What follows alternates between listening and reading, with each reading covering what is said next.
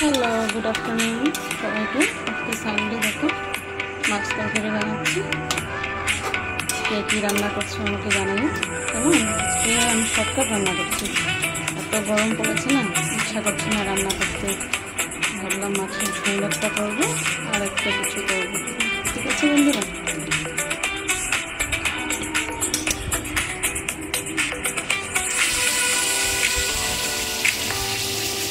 Hello friends, কেমন আছো সবাই? আশা করি সবাই ভালো আছো। দেখো আজকে একটা নতুন রেসিপি নিয়ে আসছি আমি।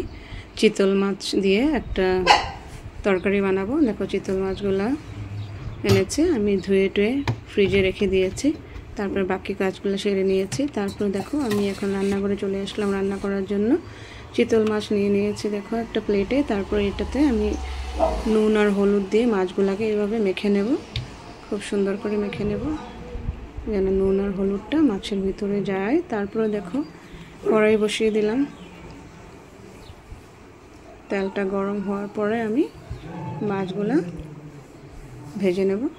দেখো এইভাবে একটা একটা করে মাছ দিয়ে দিয়েছি তেলে, আর মাছগুলো ভেজে নেব। প্রথম এই পিস মাছগুলো ভেজে নিয়েছি বাচ্চাদের জন্য, ওরা ভাজা মাছ খাবে। তারপরে দেখো আমি অন্য মাছগুলো এইভাবে ভেজে নিয়েছি তরকারির জন্য।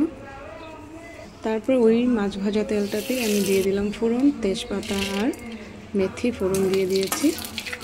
তারপরে একটা পেস্ট বানিয়েছি আদা রসুন পেঁয়াজ দিয়ে, লঙ্কা দিয়ে একটা পেস্ট বানিয়েছি। দেখো পেস্ট এইভাবে ঢেলে দিলাম। এটাতে দিয়ে দিলাম নুন, হলুদ, জিরে গুঁড়ো।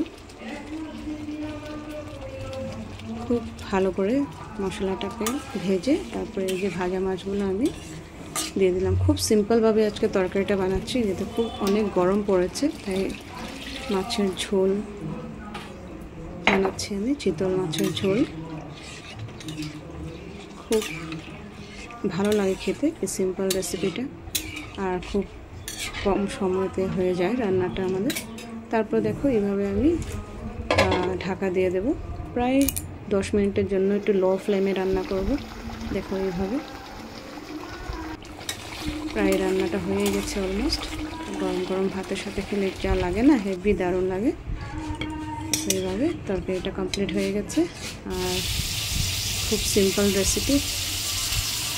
ভালো লাগলে নিশ্চয়ই আমাকে ফলো করবে, সাবস্ক্রাইব করবে, শেয়ার করবে, কমেন্টস করবে, কেমন? ঠিক আছে বন্ধুরা, টাটা।